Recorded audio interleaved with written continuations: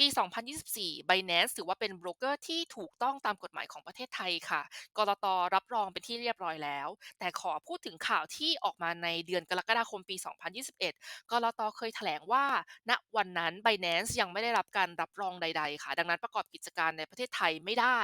แต่ต่อมาในปีเดียวกันเดือนธันวาคมบริษัทมหาชนของไทยนั่นก็คือบริษัท Gulf Energy Development จำกัดมหาชน ได้เปิดเผยผ่านสื่อของตลาดหลักทรัพย์แห่งประเทศไทยว่าจะมีการลงทุนในอุตสาหกรรมนี้และต่อมามีการนำไปสู่การจดจัดตั้งบริษัทใหม่ที่ชื่อว่าบริษัท Gulf Innova จำกัดซึ่งบริษัทนี้เองต่อมาได้มีการร่วมทุนกันกับ Binance ค่ะและได้รับการอนุญาตให้ประกอบกิจการในประเทศไทย